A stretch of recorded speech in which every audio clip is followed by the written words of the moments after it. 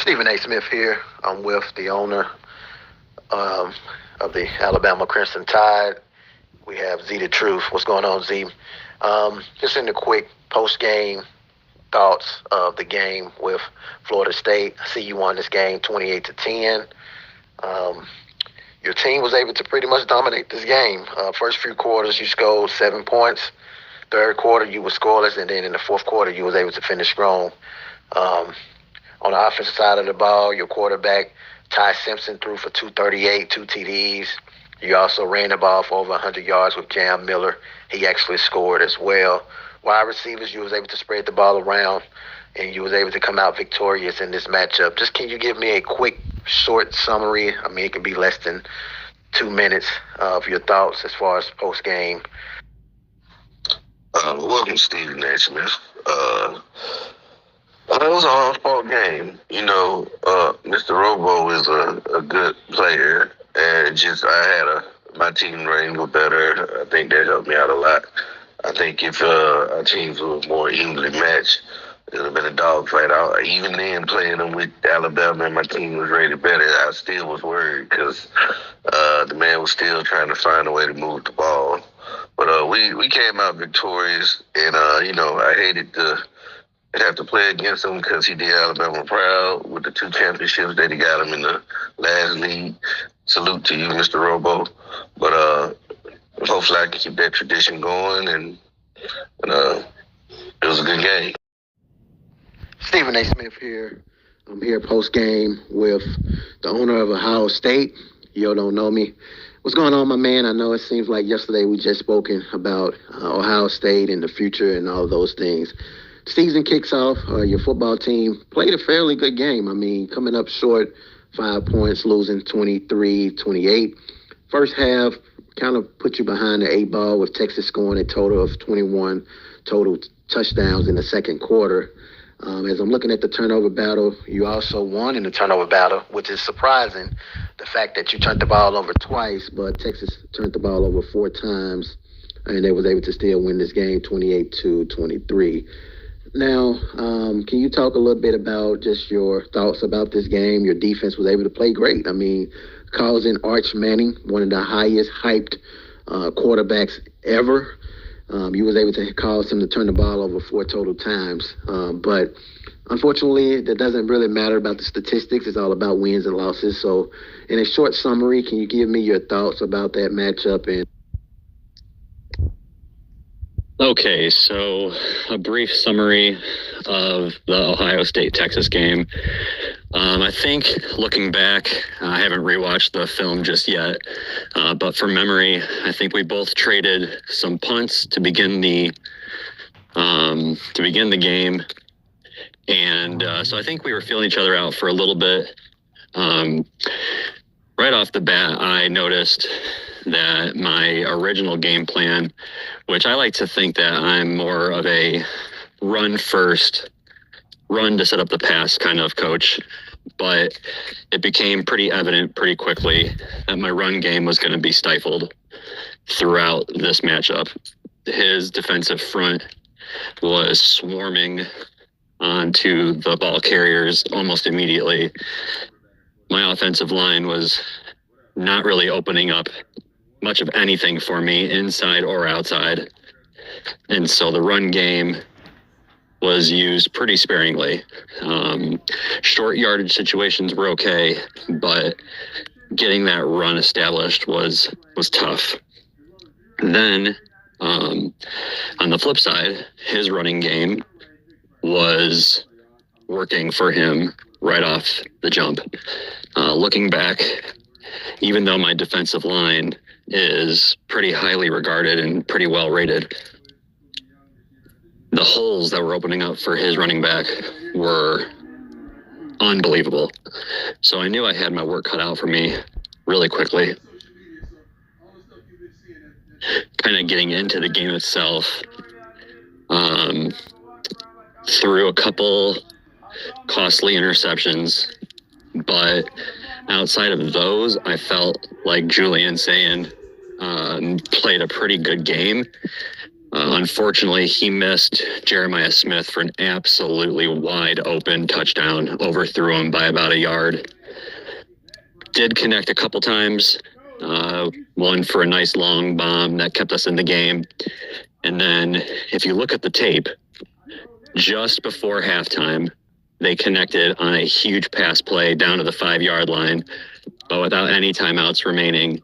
The half came to a close, and that could have been the difference maker as I went down 5 points.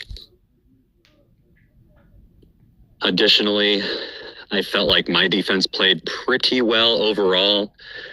Towards the end of the first half, Texas chucked it up to their tight end on a streak right down the middle, and I had a safety right there. But in a jump ball situation, the tight end came up with it. Heck of a grab. And yeah, that was also pretty unfortunate. I felt like had that not happened, and then I connected on that late half bomb for a touchdown, that just came up about 5 yards short. It could have been a different outcome for sure. But overall, I felt like as the game went on, I was figuring things out that were working. My passing game came alive a little bit. My defense definitely kept us in the game for sure. He threw some turnovers that definitely kept me in the game. But I thought between number 1 and number 3, it was a great matchup. And he got out to a quick start, but I felt like I hung in there and kept clawing back. Just ran out of time, I was hoping to get a stop on his last drive, but he was able to convert for a first down, and that pretty much sealed the deal. So it's a great game, and hopefully I see him again in the playoffs.